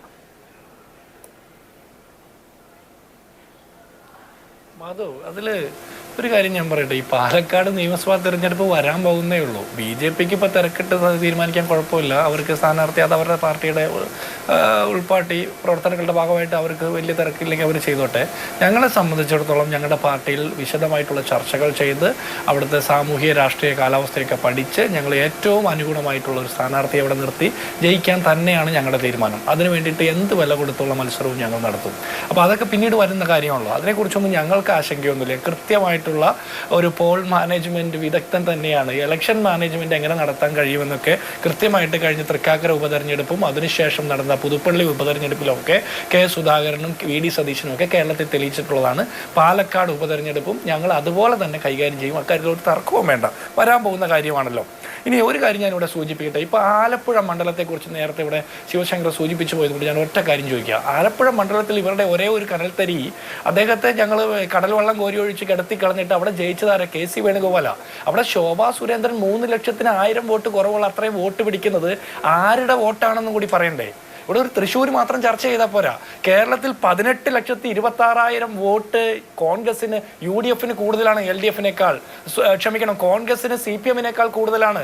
18,26,000 വോട്ട് CPM-നേക്കാൾ കോൺഗ്രസിന് കൂടുതൽ കിട്ടിയ ഒരു തെരഞ്ഞെടുപ്പിന് ശേഷമാണ് നമ്മൾ ഈ റിസൾട്ടിനെ കുറിച്ച് ചർച്ച ചെയ്യുന്നത്. അപ്പോൾ ആരുടെ ഭാഗത്താണ് വീഴ്ച സംഭവിച്ചിരിക്കുന്നത്? ആലപ്പുഴയിൽ എങ്ങനെയാണ് ശോഭാ സുരേന്ദ്രന് 3 ലക്ഷത്തോളം വോട്ട് എത്തുന്നത്? ഏത് ഭാഗങ്ങളിൽ നിന്ന് ആ വോട്ട് മുഴുവൻ വന്നത് എന്ന് കൂടി പറയണ്ടേ? അതൊന്നും കാണാതെ നമ്മൾ ഇതിൻ്റെ മുഴുവൻ പഴിയും കോൺഗ്രസിൻ്റെ തലയിൽ കെട്ടിവെക്കാൻ നോക്കുമ്പോൾ അത് ശരിയായ ഒരു ചർച്ചയല്ല. ഇനി പാർട്ടി ഉണ്ടായ പിണറായിലെ പാറപ്പുറം ബൂത്തിൽ കോൺഗ്രസിൻ്റെ വോട്ട് കൂടുകയാണ്, BJP-യുടെ വോട്ടും അവിടെ കൂടിയിട്ടുണ്ട്. അപ്പോൾ CPM-ന്റെ വോട്ട് കുറയുന്നു. ഉത്തരവാദിത്തം ആർക്കാ? കേരളത്തിലെമ്പാടും CPM-ന്റെ ശക്തി കേന്ദ്രങ്ങളിൽ 10-20 മന്ത്രിമാരുടെ മണ്ഡലങ്ങളിൽ അവരുടെ വോട്ട് ഷെയർ കുറയുന്നു. കോൺഗ്രസ് അവിടെ ലീഡ് ചെയ്യുന്നു. 2 മന്ത്രിമാരുടെ മണ്ഡലങ്ങളിൽ BJP-യുടെ സ്ഥാനാർത്ഥി ലീഡ് ചെയ്യുന്നു. 11 മണ്ഡലങ്ങളിൽ BJP 1-ാം സ്ഥാനത്തെത്തുന്നു. 8 മണ്ഡലങ്ങളിൽ 2-ാം സ്ഥാനത്തെത്തുന്നു. ഇതിൽ ബഹുഭൂരിപക്ഷം സീറ്റുകളും 1-2 സീറ്റ് ഒഴിച്ച് ബാക്കി എല്ലാം CPM, ഈ 19 സീറ്റും CPM ലീഡ് ചെയ്യുന്ന കഴിഞ്ഞ നിയമസഭാ തെരഞ്ഞെടുപ്പിൽ ജയിച്ച സീറ്റുകളാണ്. ഇവിടെ അരുൺകുമാർ പറഞ്ഞല്ലോ, 2019 ലോക്സഭാ തെരഞ്ഞെടുപ്പിൽ പരാജയം സംഭവിച്ചപ്പോൾ ഞങ്ങൾ നാട്ടുകാരെ മുഴുവൻ കണ്ടു, തെറ്റ് തിരുത്തി, അതിനുശേഷം പഞ്ചായത്ത് തെരഞ്ഞെടുപ്പിൽ ഞങ്ങൾ സ്കോർ ചെയ്തു, നിയമസഭാ തെരഞ്ഞെടുപ്പിൽ ഭരണത്തിൽ വന്നു, തുടർഭരണം കിട്ടിയെന്ന്. ആ തുടർഭരണം കിട്ടിയപ്പോൾ നിങ്ങൾക്ക് വോട്ട് ചെയ്ത ഇടത് അനുകൂല വോട്ടുകൾ എവിടെ പോയി അരുൺകുമാറെ? അത് പറയും. 2021 നിയമസഭാ തെരഞ്ഞെടുപ്പിന്റെ റിസൾട്ടും 2024 ലോക്സഭാ തെരഞ്ഞെടുപ്പ് റിസൾട്ടും വെച്ച് സംസാരിക്കാൻ നിങ്ങൾക്ക് ധൈര്യമുണ്ടോ? ഞങ്ങൾക്ക് വീഴ്ച വന്നു എന്നാണല്ലോ നിങ്ങൾ പറയുന്നത്. ഞങ്ങളുടെ വീഴ്ച ചൂണ്ടിക്കാണിക്കാൻ തയ്യാറാകുന്നതിന് മുമ്പ് കഴിഞ്ഞ 3 വർഷം മുമ്പ് നടന്ന നിയമസഭാ തെരഞ്ഞെടുപ്പിൽ നിങ്ങൾക്ക് കിട്ടിയ ആ ലക്ഷക്കണക്കിന് വോട്ടുകൾ BJP-യിലേക്ക് പോയതിന്റെ ഉത്തരവാദിത്തം നിങ്ങൾ പറയണ്ടേ? നിങ്ങൾ 5 കൊല്ലം മുമ്പ് നടന്ന ലോക്സഭാ തെരഞ്ഞെടുപ്പിൽ കോൺഗ്രസിന് കിട്ടിയതിനേക്കാൾ വോട്ട് കുറഞ്ഞു തൃശ്ശൂർ എന്ന് പറയുമ്പോൾ ബാക്കി മുഴുവൻ മണ്ഡലങ്ങളും എടുത്ത് ഇഴകീറി പരിശോധിച്ച് അഭിപ്രായം പറയാൻ താങ്കൾ തയ്യാറുണ്ടോ? താങ്കൾ തയ്യാറല്ല. താങ്കൾ അതിന് പറഞ്ഞ മറുപടി വിശദമായിട്ട് പഠിക്കുമെന്ന. ഈ വിശദമായിട്ട് പഠിച്ചിട്ട് വന്ന് മറുപടി പറയാനാണെങ്കിൽ ഇന്നത്തെ ചർച്ചയിൽ നമ്മൾ ഇതിനെക്കുറിച്ച് ചർച്ച ചെയ്യേണ്ട കാര്യമില്ലല്ലോ. നമ്മൾക്ക് ഇപ്പോൾ അവൈലബിൾ ആയിട്ടുള്ള റിസോഴ്സസ് വെച്ച് നമ്മൾ സംസാരിക്കുമ്പോൾ ഏകപക്ഷീയമായിട്ട് UDF-ന്റെയും കോൺഗ്രസിന്റെയും മാത്രം നെറുകയിൽ വെച്ച് കെട്ടാൻ നോക്കാതെ ഇതിന്റെ ഉത്തരവാദിത്തം BJP ഇവിടെ വോട്ട് സ്കോർ ചെയ്യുന്നുണ്ടെങ്കിൽ അതിന്റെ പ്രധാനപ്പെട്ട ഉത്തരവാദിത്തം കേരളം ഭരിക്കുന്ന മുഖ്യമന്ത്രി പിണറായി വിജയന്റെ. ഇനി തൃശ്ശൂർ പാർലമെന്റ് മണ്ഡലം തന്നെ എടുക്കൂ. നിങ്ങൾ ജയിച്ച ഗുരുവായൂർ നിയോജക മണ്ഡലത്തിൽ K മുരളീധരനാണ് ലീഡ് ചെയ്തത്. നിങ്ങൾ ജയിച്ച നിയമസഭാ തെരഞ്ഞെടുപ്പിൽ നിങ്ങൾ ജയിച്ച ഗുരുവായൂർ മണ്ഡലത്തിൽ K മുരളീധരൻ ലീഡ് ചെയ്യുന്നു. നിങ്ങളുടെ മന്ത്രി R ബിന്ദുവിന്റെ മണ്ഡലത്തിൽ BJP ലീഡ് ചെയ്യുന്നു. നിങ്ങളുടെ മന്ത്രി രാജന്റെ മണ്ഡലത്തിൽ BJP ലീഡ് ചെയ്യുന്നു. ഉത്തരവാദിത്തമാർക്കാ? നിങ്ങൾ പറയണ്ടേ? കോൺഗ്രസിന്റെ വോട്ട് കുറഞ്ഞു എന്ന് പറയുമ്പോൾ കൃത്യമായിട്ട് ഏതൊക്കെ വോട്ട് കുറഞ്ഞു എന്ന് പറയണ്ടേ? ഈ ലോക്സഭാ തെരഞ്ഞെടുപ്പുമായി ബന്ധപ്പെട്ട് ഒരു വോട്ട് പോലും CPM-ഉം LDF-ഉം അവിടെ പുതിയതായിട്ട് ചേർത്തിട്ടില്ലേ? പുതിയ വോട്ടർമാരെ ചേർത്തിട്ടില്ലേ? നിങ്ങൾ ചേർത്ത പുതിയ വോട്ടർമാരുടെ വോട്ടൊക്കെ എവിടെ പോയി? അത് പറയണ്ടേ? ഒന്നുകിൽ നിങ്ങളുടെ കാലാനുസൃതമായിട്ട് നിങ്ങൾക്കുണ്ടായിരുന്ന നിങ്ങളുടെ വോട്ടുകൾ മുഴുവൻ ചോർന്നു പോയി എന്ന് നിങ്ങൾ സമ്മതിക്കണം, അല്ലെങ്കിൽ പുതിയ വോട്ട് ചേർത്തത് മുഴുവൻ BJP-ക്കാണ് പോയതെന്ന് പറയണം. ഇവിടെ നമ്മൾ BJP ജയിക്കുമ്പോൾ, BJP ജയിച്ചതിൽ വലിയ സങ്കടമുള്ള ഒരാളാണ് ഞാൻ. സുരേഷ് ഗോപി എന്ന് പറഞ്ഞ വ്യക്തിയല്ല, BJP-യുടെ താമര ചിഹ്നത്തിൽ ഒരു MP കേരളത്തിൽ നിന്ന് വരുമ്പോൾ അതിൽ രാഷ്ട്രീയമായിട്ട് ദുഃഖമുള്ള ഒരാളാണ് ഞാൻ. അത് ഉള്ളപ്പോൾ തന്നെ പറയട്ടെ, ഇതിന്റെ കാരണം പരിശോധിക്കാതെ, ഇതിന്റെ കാരണത്തെക്കുറിച്ച് പറയാതെ തിരുത്തും എന്ന് പറഞ്ഞുകൊണ്ട് വീണ്ടും പഴയ വെർബൽ വോമിറ്റിംഗ് നടത്തിക്കൊണ്ടിരിക്കുക. ഇന്ന് കേരളത്തിന്റെ മുഖ്യമന്ത്രി ഒരു ബഹുമാനപ്പെട്ട ഒരു പുരോഹിത ശ്രേഷ്ഠനെ വിളിച്ചത് എന്താ? ഇത്തരം രീതികളിലുള്ള സംസാരവും ഇത്തരം പെരുമാറ്റ രീതികളും ഒക്കെയാണ് നിങ്ങളുടെ പ്രത്യയശാസ്ത്രത്തെക്കാൾ വലുതായിട്ട് BJP-ക്ക് ഇവിടെ വളരാനുള്ള സാഹചര്യം ഒരുക്കി കൊടുക്കുന്നത്. പിണറായിലെ പാറപ്പുറത്ത് BJP-ക്ക് വോട്ട് കൂടിയിട്ടുണ്ടെങ്കിൽ ഉത്തരവാദിത്തമാർക്കാ? പിണറായി വിജയന. അദ്ദേഹം 50,000 വോട്ടിന് ജയിച്ച മണ്ഡലത്തിൽ 2,000-ഓളം വോട്ട് മാത്രമാണ് കോൺഗ്രസ് പുറകിൽ എന്ന് പറഞ്ഞാൽ CPM-ന് പിണറായി വിജയന് കഴിഞ്ഞ പ്രാവശ്യം അരിവാൾ ചിറ്റിക നക്ഷത്രത്തിൽ വോട്ട് ചെയ്ത ഓരോ CPM-കാരനും K സുധാകരന്റെ കൈപ്പത്ത് ചിഹ്നത്തിൽ വോട്ട് ചെയ്തു എന്നല്ലേ?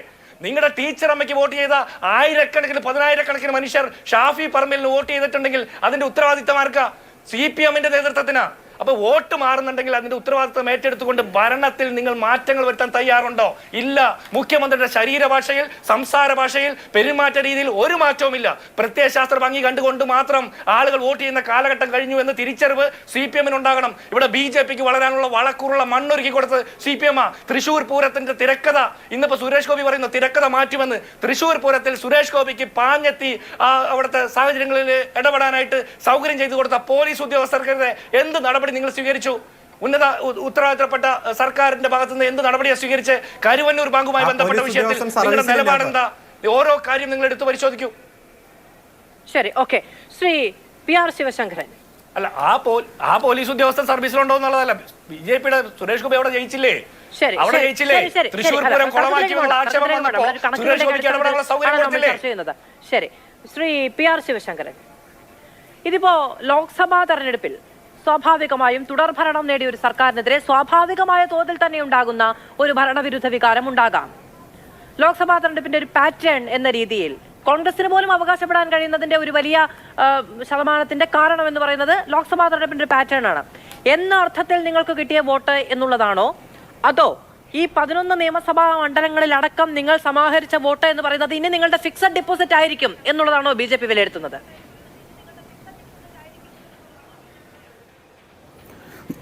ഞാൻ അതിനു മുമ്പ് മറ്റൊരു ഒരു കാര്യം കൂടി പറഞ്ഞിട്ട് പോകണം, അല്ലെങ്കിൽ അത് ഒരുപക്ഷെ വിട്ടുപോകും. അരുൺ ഒരു പ്രാക്ടീസിങ് അഡ്വക്കേറ്റാണ്. പക്ഷേ സുപ്രീം കോടതിയിലെ ചില കാര്യം പറയുമ്പോൾ അദ്ദേഹത്തിന് ചില മറവി രോഗം വരും. അത് സോളിസിറ്റർ ജനറൽ അദ്ദേഹം സൂചിപ്പിച്ച സംസ്ഥാനം കടം മേടിക്കുവാനായിട്ടുള്ള അവകാശം ചോദിച്ചുകൊണ്ട് പോവുകയും അദ്ദേഹം ഇപ്പോൾ പറഞ്ഞത് ഭരണഘടനാ ബെഞ്ചിനെ വിടുകയും ചെയ്തു എന്ന് പറഞ്ഞ കേസിൻ്റെ ലൈവ് ലോയിൽ അദ്ദേഹം ഏതായാലും പെയ്ഡ് മെമ്പറായിരിക്കും എന്ന് എനിക്കറിയാം. അദ്ദേഹം ഒന്ന് എടുത്ത് വായിച്ചു നോക്കട്ടെ. കൃത്യമായിട്ട് സംസ്ഥാനത്തെ ഗവൺമെൻറ്റിൻ്റെ അഡ്വക്കേറ്റ് ജിൻഡോൻ്റെ നേതാവായിരുന്ന Kapil Sibal, advocate Kapil Sibal solicitor general ഒരു ഡീറ്റെയിൽ ആയിട്ട് വായിച്ചിരുന്നു കടം മേടിച്ച കണക്കുകൾ. അത് പുറത്തു വിടരുത് എന്ന് പറഞ്ഞുകൊണ്ട് കരഞ്ഞുകൊണ്ട് കരഞ്ഞൊന്ന് ഞാൻ കൂട്ടി പറഞ്ഞ കേട്ടോ. 2 പ്രാവശ്യം ആവശ്യപ്പെട്ടപ്പോൾ ജഡ്ജി പറഞ്ഞു ഇറ്റ്സ് ഓൾറെഡി നേരിട്ട സോഷ്യൽ മീഡിയ ആയിട്ടുണ്ടാവും എന്ന് പറയുകയും ചെയ്തു. ആ കണക്കുകളെങ്കിലും ശ്രീ അരുൺ ഒന്ന് വായിച്ചു നോക്കണമായിരുന്നു. സുപ്രീം കോടതിയിൽ പറഞ്ഞിട്ട് എന്തുകൊണ്ടാണ് ഈ കടം ഇങ്ങനെ കൊടുക്കാൻ പറ്റാത്തത്, ഇന്ന കാരണം ഡീറ്റെയിൽ റിപ്പോർട്ട് ഇതിനകത്തുണ്ട്. ഞാൻ അപ്പോൾ അല്ല ഒരു മിനിറ്റ്, പരിധിയിലാണ് ബഹുമാനപ്പെട്ട മാതൃഭൂമിയുടെ അവതാരിക പറയില്ല എന്നുള്ളത് കൊണ്ടാണ് ഞാൻ പറഞ്ഞത്. 2, തൃശ്ശൂരിലേക്ക് സുരേഷ് ഗോപി ഓടി വന്നപ്പോൾ മുരളീധരനെ ആരും തടഞ്ഞു നിർത്തിയിരുന്നില്ല. മുരളീധരനും വരാമായിരുന്നല്ലോ, അവിടെ ആരും പിടിച്ചു നിർത്തിയില്ലല്ലോ. പക്ഷേ ഉറക്കത്തിൽ നിന്ന് എഴുന്നേറ്റില്ല, വന്നില്ല എന്നുള്ളതല്ലേ സത്യം. അപ്പോൾ അതവിടെ നിൽക്കട്ടെ. ഞാൻ വേറൊരു കണക്കുകൂടി പറയാൻ ആഗ്രഹിക്കുന്നു. ഇതിപ്പോൾ നമ്മൾ ചർച്ച ചെയ്യുന്നത് BJPയുടെ സ്റ്റാർ ആളുകൾ നിന്നിരുന്ന, ഇപ്പോൾ സുരേഷ് ഗോപി ആയാലും ശ്രീ ശോഭാ സുരേന്ദ്രനായാലും മുരളീധരനായാലും ശ്രീ രാജീവ് ചന്ദ്രശേഖർ ആയാലും എല്ലാം വളരെ ശക്തരായ തുലോം മറ്റുള്ള സ്ഥാനാർത്ഥികളിൽ നിന്ന് താരപ്രഭയുള്ള സ്ഥാനാർത്ഥികളുടെ ഭാഗത്തു നിന്ന് വോട്ട് കൂടിയതിനെയാണ് ചർച്ച ചെയ്യുന്നത്.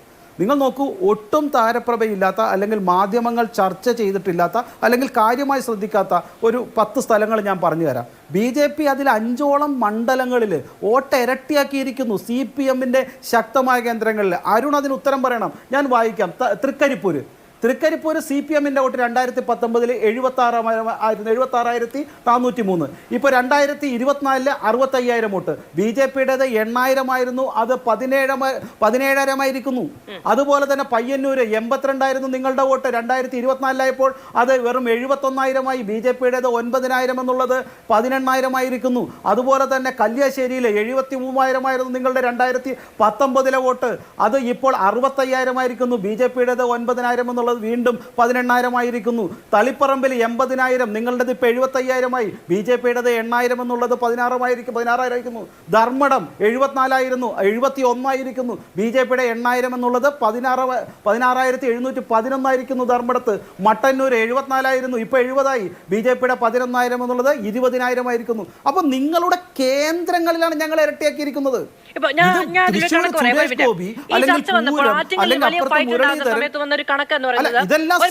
ആറ്റിങ്ങലിൽ OS അംബിക 31,636 വോട്ടിനാണ് കഴിഞ്ഞ തവണത്തെ ഭൂരിപക്ഷം എന്ന് പറയുന്നത്.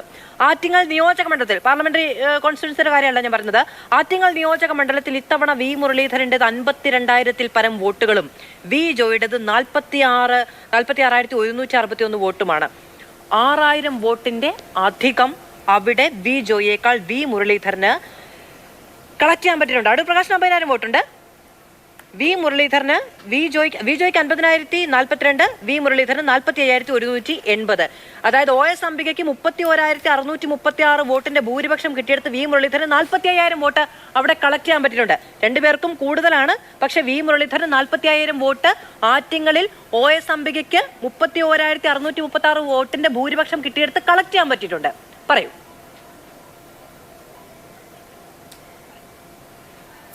അതുപോലെ തന്നെ കാട്ടാക്കടയിൽ ഐ ബി സതീഷാണെന്ന് തോന്നുന്നു MLA. അവിടെ ഞങ്ങൾ വോട്ട് ധാരാളമായിട്ട് വർദ്ധിപ്പിച്ചിട്ടുണ്ട്. ഐ ബി സതീഷിനൊക്കെ ഓരോരുത്തരുടെയും ജോയിയുടെ ബൂത്തിൽ ഞങ്ങൾക്കാണ് വോട്ട് കൂടുതൽ. CPM 2ാം സ്ഥാനത്തായി പോയി. ഞാൻ സ്റ്റാർ ക്യാമ്പസിന് വിട്ടേക്കും. ഞാൻ അതാണ് പറഞ്ഞത്. അതെല്ലാം നമ്മൾ ചർച്ച ചെയ്താണ്. 11 മണ്ഡലങ്ങളിൽ ഞങ്ങൾ മുന്നോട്ടെത്തിയിട്ടുണ്ട്. ആറ്റിങ്ങലിൽ മാത്രം ഞങ്ങൾ ഈ പറയുന്ന 3 അസംബ്ലി മണ്ഡലങ്ങളിലുണ്ട്. 2 അസംബ്ലി മണ്ഡലങ്ങൾ ഞങ്ങൾ മുന്നേറിയിട്ടുണ്ട്. തിരുവനന്തപുരത്ത് 3 ഉണ്ട്. 8 മണ്ഡലങ്ങൾ ഞങ്ങൾ 2ാം സ്ഥാനത്തുണ്ട്. ഇതെല്ലാം നിരന്തരം മാതൃഭൂമിയിലും ചാനലിലൊക്കെ വന്നു കഴിഞ്ഞാണ്. ഞാൻ പറഞ്ഞത് CPMന്റെ ഓർഗനൈസ്ഡ് പ്രവർത്തിക്കാൻ പോലും അനുവാദമില്ലാത്ത മണ്ഡലങ്ങളിൽ BJPയുടെ വോട്ട് ഇരട്ടിയായതിന്റെ കഥയാണ് ഞാൻ പറഞ്ഞത്. പിന്നെ ധാരാളമുണ്ട്. ഇപ്പൊ ചേർത്തലയിലായാലും കായംകുളത്തായാലും അമ്പലപ്പുഴയിലായാലും ഷൊർണൂരായാലും നാദാപുരത്തായാലും കൂത്തുപറമ്പിലും എല്ലാം BJP ഏതാണ്ട് 50%-നും 100%-നും വോട്ട് കൂട്ടിയിരിക്കുന്നു എന്നുള്ളത് കേരളം മുഴുവൻ, ഞാൻ നേരത്തെ സൂചിപ്പിച്ചതുപോലെ ന്യൂനപക്ഷങ്ങളും അതുപോലെ തന്നെ OBCയും അതുപോലെ തന്നെയുള്ള എല്ലാ വിഭാഗങ്ങളും BJPക്ക് അനുകൂലമായി ചിന്തിക്കുന്നു. വിജയിക്കുമെന്ന് ഉറപ്പുള്ള സ്ഥാനാർത്ഥിക്ക് അല്ലെങ്കിൽ അങ്ങനെ സാധ്യതയുള്ളവർക്ക് ധാരാളമായി വോട്ട് ചെയ്തിരിക്കുന്നു എന്നുള്ളതാണ് മനസ്സിലാക്കുന്നത്. ഇപ്പൊ ഗുരുവായൂർ മണ്ഡലത്തിലൊക്കെ നമുക്കറിയാം ഞങ്ങളുടെയൊക്കെ വോട്ട് വളരെ വ്യത്യാസം, ഈ പറയുന്ന 2ാം സ്ഥാനം 3ാം സ്ഥാനമുള്ള വ്യത്യാസം വെറും 5,000 വോട്ടിന്റെ വ്യത്യാസമാണ്. ഈ ബാക്കി എല്ലാ മണ്ഡലങ്ങളിലും നാട്ടികയിലായാലും അതുപോലെ തന്നെയുള്ള തൃശ്ശൂർ നിയോജക മണ്ഡലത്തിലെ എല്ലാ മണ്ഡലത്തിലും 2 മന്ത്രിമാരുടെ മണ്ഡലം അവിടെയും എല്ലാം BJP ബഹുദൂരം മുന്നിലായിരിക്കുന്നു. ഇരിങ്ങാലക്കുടയിലെല്ലാം പ്രത്യേകം പറയേണ്ടതാണ്, ന്യൂനപക്ഷങ്ങളുടെ വോട്ട് വളരെ ശക്തമായി കൂടിയിരിക്കുന്നു. 59,000 വോട്ട് എന്നുള്ളത് ഒരുപക്ഷെ BJP പ്രവർത്തകർ പോലും പ്രതീക്ഷിക്കാത്ത അത്ര ശക്തമായി. കാരണം VS കുര്യൻ അവിടെ കിട്ടിയിരിക്കുന്നത് വെറും 45,000 വോട്ടാണ്.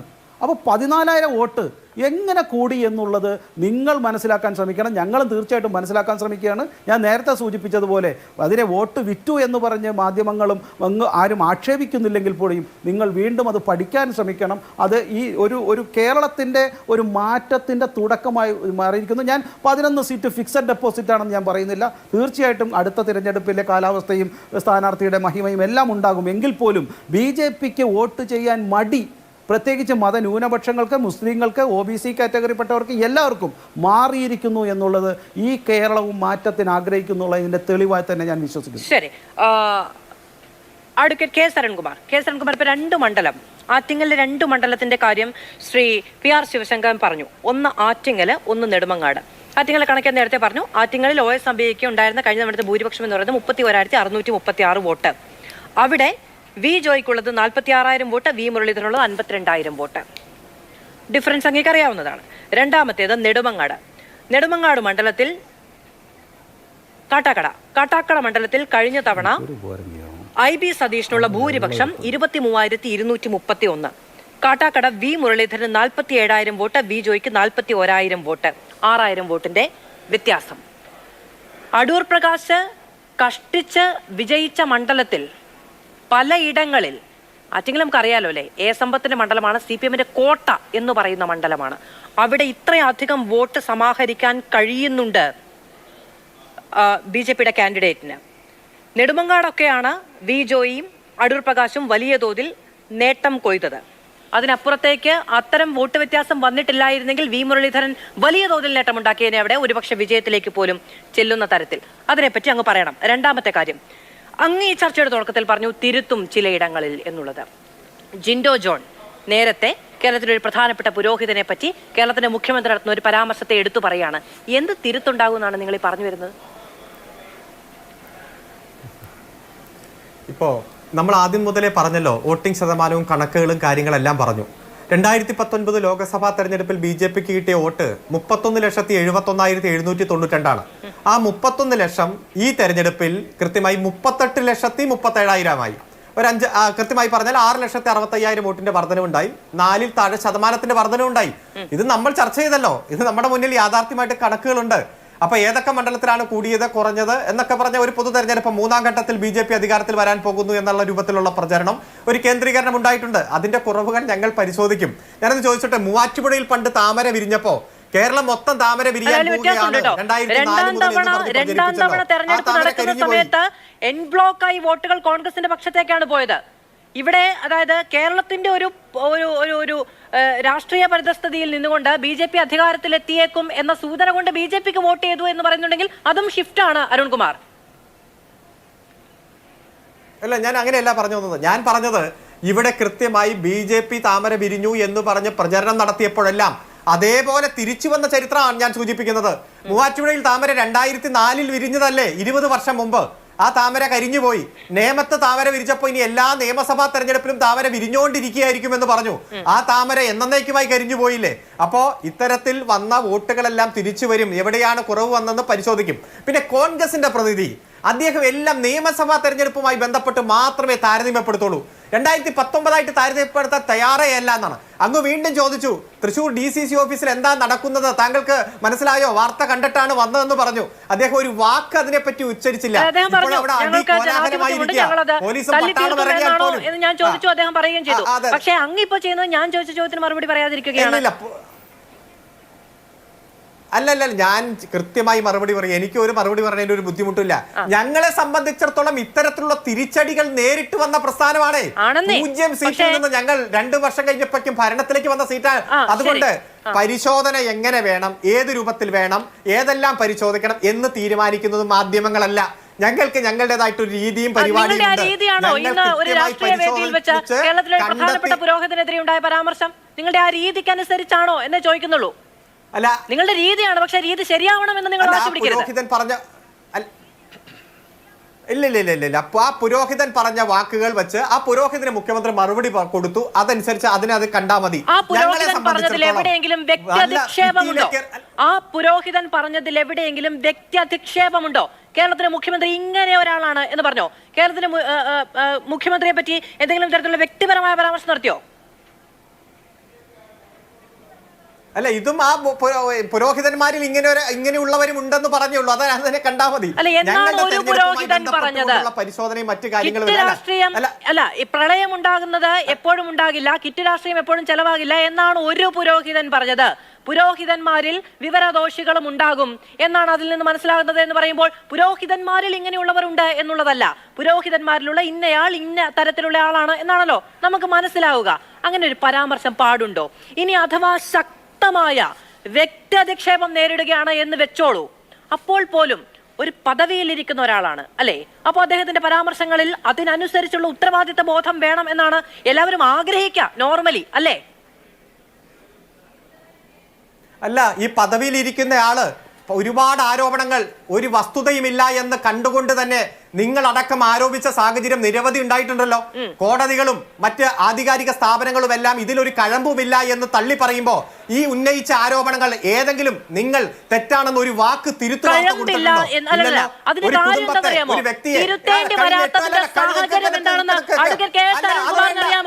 എല്ലാ ചോദ്യങ്ങളും ഒരു ക്വസ്റ്റ്യൻ മാർക്കിന്റെ അകമ്പടിയോടെയാണ് ചോദിക്കുക. ഇപ്പോൾ ചോദിക്കുന്ന ഭരണവിരുദ്ധ വികാരം BJPക്ക് ഇന്ധനമായോ എന്നാണ് ചോദിക്കുക. അല്ലാതെ ഭരണവിരുദ്ധ വികാരം BJPക്ക് ഇന്ധനമായി എന്ന സ്റ്റേറ്റ്മെന്റ് അല്ല നടത്തുക. ആ സ്റ്റേറ്റ്മെന്റ് നടത്താതിരിക്കാനുള്ള വകതിരിവ് ഉണ്ടാകുന്നിടത്ത് തിരുത്തിന്റെ ആവശ്യം വരുന്നില്ല എന്നുള്ളതാണ് പ്രശ്നം.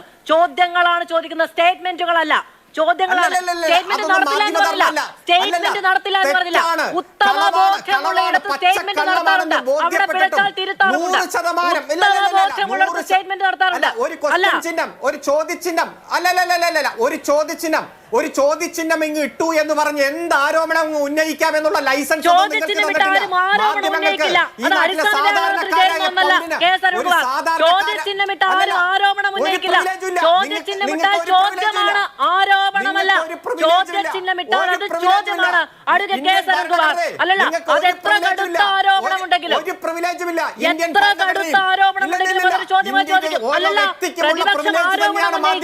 പ്രതിപക്ഷം ആരോപണം ഉന്നയിച്ചാൽ കോടതികൾ ചോദ്യം ചോദിച്ചാൽ ആ ചോദ്യം ആവർത്തിക്കുകയാണ് മാധ്യമധർമ്മം. അതാണ് പണി, തൊഴിൽ ചെയ്യുക. ചെയ്യും. അല്ല, ഇനിയും എന്ത് ചെയ്യും. ആരോപണം നിങ്ങൾക്ക് ഉന്നയിക്കാം? കെ. എസ്. അരുൺകുമാർ ഇനിയും ചെയ്യും. നിങ്ങൾക്ക് ഒരു പ്രിവിലേജും ഇല്ല. പ്രിവിലേജ് ഉണ്ടെന്ന് ഇവിടെ ആരും പറഞ്ഞില്ല. ഒരു പ്രിവിലേജും ഇല്ല. ഈ രാജ്യത്തെ ഒരു പൗരനുള്ള അവകാശം മാത്രമേ നിങ്ങൾക്കുള്ളൂ. പ്രിവിലേജ് ഉണ്ടെന്ന് ഇവിടെ ആരും പറഞ്ഞില്ല. ഒരവകാശവും പ്രിവിലേജ് ഉണ്ടെന്ന് പറയാത്ത കാര്യം പറഞ്ഞുവെന്ന് പറഞ്ഞാൽ അല്ലല്ല, ചോദ്യത്തിൽ നിന്ന് രക്ഷപ്പെടാൻ നിൽക്കേണ്ട അരുൺകുമാർ. ഇല്ലില്ല, പറയാത്ത കാര്യം പറഞ്ഞില്ല. പറയാത്ത കാര്യം പറഞ്ഞില്ല. പ്രതിപക്ഷം ഒരു ആരോപണം ഉന്നയിച്ചാൽ അതൊരു ചോദ്യമായി ഉന്നയിക്കുക എന്ന് പറയുന്നത് മാധ്യമങ്ങളുടെ തൊഴിലാണ്, ജോലിയാണ്. ചോദിക്കും, ചെയ്യും. നിങ്ങൾക്ക് എന്തിനാണ് മനസ്സുള്ളത്? നിങ്ങൾക്ക് എന്തിനാണ് മനസ്സുള്ളത്? ഈ ചോദ്യം അരുൺകുമാറിന്റെ ഈ പ്രകോപനത്തിന്റെ കാരണം എന്താണെന്ന് അഡ്വക്കേറ്റ് കെ. എസ്. അരുൺകുമാറിനും ഇത് കണ്ടുകൊണ്ടിരിക്കുന്ന മുഴുവൻ പ്രേക്ഷകർക്കും അറിയാം. കേരളത്തിന്റെ മുഖ്യമന്ത്രി ഇന്ന് നടത്തിയ പരാമർശം ഇതാണോ നിങ്ങളുടെ തിരുത്ത്, നിങ്ങളുടെ രീതി എന്ന് ചോദിച്ചത് മറുപടി പറയാതിരിക്കാനുള്ള കുറുക്കൻ ബുദ്ധി കേട്ടോ. ആ അഭ്യാസം അവിടെയും വെച്ചാൽ മതി.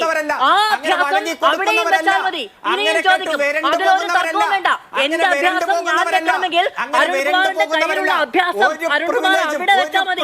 ഇവിടെ ചെലവാകില്ല. ഇവിടെ ഒരു പ്രിവിലേജ് ഉണ്ടെന്ന് പറഞ്ഞിട്ടുമില്ല.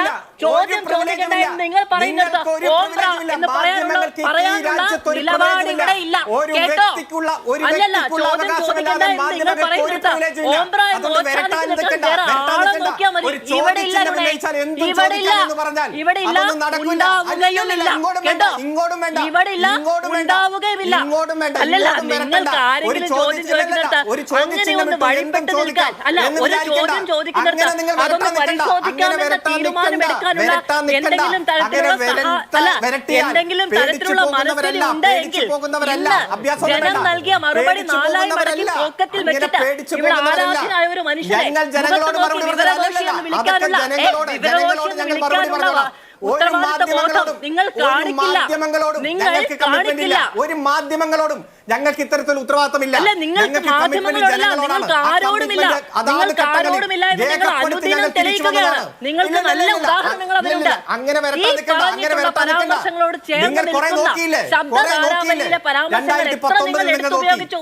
നിങ്ങൾക്ക് അതുകൊണ്ട് എന്ത് കിട്ടി? പ്രേമചന്ദ്രനെ നിങ്ങൾ അങ്ങനെ വിളിച്ചപ്പോൾ ചില പരാമർശങ്ങൾ നടത്തിയപ്പോ 1.5 ലക്ഷം വോട്ടിന്റെ ഭൂരിപക്ഷമാണ് കൊടുത്തത്. 1.5 ലക്ഷം വോട്ടിന്റെ ഒന്നും കൂടി വിളിക്ക് ധൈര്യം ഉണ്ടെങ്കിൽ എന്നിട്ട് അടുത്ത നിയമസഭയിലും അടുത്ത ലോക്സഭയിലും ശ്രീ ജിൻഡോ ജോൺ, ഇപ്പോ CPM വിലയിരുത്തുന്നു എന്ന അർത്ഥത്തിൽ കെ. എസ്. അരുൺകുമാർ പറഞ്ഞൊരു കാര്യം, 3ാം വട്ടത്തിൽ മോദി അധികാരത്തിലേൽക്കും എന്ന് വിചാരിക്കുമ്പോൾ ഒരു വലിയ വോട്ട് ഷിഫ്റ്റ് അവർക്ക് അനുകൂലമായി സംഭവിക്കുന്നു എന്നുള്ളതാണ്. കേരളത്തിൽ അങ്ങനെ ഒരു വോട്ടിംഗ് പാറ്റേൺ ഉണ്ടോ? UDF അങ്ങനെ കാണുന്നുണ്ടോ? അല്ല, ഇതില് CPM തെറ്റിദ്ധരുത്തുന്നൊക്കെ നമ്മൾ വെറുതെ തെറ്റിദ്ധരിക്കേണ്ട ഒരു കാര്യമില്ല. തെറ്റിദ്ധരുത്തില്ല എന്നുള്ളതിൻ്റെ ഏറ്റവും അവസാനത്തെ ഉദാഹരണമാണ് ഇന്ന് മുഖ്യമന്ത്രി കൂർലോസ് തിരുമേനിയെ ചീത്ത വിളിക്കുന്നതൊക്കെ. എന്തിന്? CPM-ന്റെ തെറ്റിദ്ധരുത്തലിൻ്റെ ഏറ്റവും ഉദാത്തമായ മാതൃകയല്ല ഇപ്പോൾ നമ്മളിവിടെ 2 മിനിറ്റ് മുമ്പ് ഇവിടെ കണ്ടത്. ഒരു ചോദ്യം ചോദിക്കുമ്പോൾ അതിന് ഉത്തരം പറയാനില്ലെങ്കിൽ മറു ചോദ്യം ചോദിക്കാൻ വേറെ എന്തെങ്കിലുമൊക്കെ വഴികളുണ്ട്. എന്തിനാ ഈ ബഹളം വെക്കുന്നത്? അരുൺകുമാറിനെ പോലുള്ള ആളുകളൊക്കെ ഇത്രയും ബഹളം വെക്കുന്നത് വലിയ അത്ഭുതമാണ്. ഉൾപ്പെടെ കേരളത്തിലെ പ്രമുഖ രാഷ്ട്രീയ കക്ഷികൾക്കൊക്കെ ഭീഷണിയാണ്. അല്ല, കേരളത്തിലെ രാഷ്ട്രീയ കക്ഷികൾക്കൊക്കെ ക്ഷീണമുണ്ടാക്കുന്ന രീതിയിൽ BJPക്ക് ഒരു വളർച്ച ഉണ്ടെങ്കിൽ അതിൻ്റെ ഉത്തരവാദിത്വം നമ്മളെല്ലാവരും ഏറ്റെടുക്കേണ്ടതാണ്. നമ്മുടെയൊക്കെ രാഷ്ട്രീയ പ്രവർത്തനം പ്രത്യയശാസ്ത്രം മാത്രമല്ല, പെരുമാറ്റ ശൈലിയിലൊക്കെ മാറ്റം വരുത്തേണ്ട ഉത്തരവാദിത്വം നമ്മൾ ഏറ്റെടുത്തുകൊണ്ട് ഗൗരവപൂർണ്ണമായിട്ടുള്ള രാഷ്ട്രീയ പ്രവർത്തനം നടത്തേണ്ട ഒരു കാലഘട്ടമാണ്. ഒന്നാമത്തെ കാര്യം. 2, BJPക്ക് അനുകൂലമായിട്ട് ഒരു നിലം ഒരുങ്ങി എന്ന് ഞാൻ വിശ്വസിക്കുന്നില്ല. ഇപ്പോൾ 11 മണ്ഡലങ്ങളിൽ അവർ വലിയ 1ാം സ്ഥാനത്ത് എത്തി എന്ന് പറയുമ്പോൾ പോലും ഈ തെരഞ്ഞെടുപ്പിന്റെ ഒരു സാഹചര്യം, ഇപ്പോൾ കരുവന്നൂരിൽ നരേന്ദ്രമോദി അടക്കം വന്ന് അവിടെ പ്രസംഗിച്ചിട്ടുണ്ട്. അതുപോലെ സ്വർണ്ണക്കടത്ത് കേസിനെ കുറിച്ച്, ലൈഫ് മിഷൻ കേസിനെ കുറിച്ചിട്ടൊക്കെ പറഞ്ഞിട്ടുണ്ട്. കരുവന്നൂരിലെ തൃശ്ശൂർ മണ്ഡലത്തിലെ ആളുകളൊക്കെ വിചാരിക്കുന്നത് BJP അധികാരത്തിൽ വന്നാൽ, അല്ലെങ്കിൽ സുരേഷ് ഗോപി ജയിച്ചാൽ കരുവന്നൂരിലെ കള്ളസഖാക്കന്മാരെയൊക്കെ പിടിച്ച് അകത്തിടുമെന്ന് വിചാരിച്ച് വോട്ട് ചെയ്ത കുറേ ആളുകളുണ്ട്. ജാതിയും മതവും പാർട്ടിയും ഒന്നും നോക്കാതെ വോട്ട് ചെയ്ത ആളുകളുണ്ട്. അപ്പോൾ സുരേഷ് ഗോപിയുടെ നേതൃത്വത്തിൽ ഈ കരുവന്നൂരിലെ കള്ളന്മാരെ പിടിച്ചു കൊടുക്കും എന്നുള്ള പൂർണ്ണ വിശ്വാസത്തിൽ അവർ വോട്ട് ചെയ്ത് അതൊക്കെ ഉണ്ടാകട്ടെ എന്ന് തന്നെയാണ് നമ്മുടെ അവസാനിക്കുകയും ചെയ്യുന്നു. വളരെയധികം നന്ദി പാനലിസ്റ്റുകൾക്കും പ്രേക്ഷകർക്കും.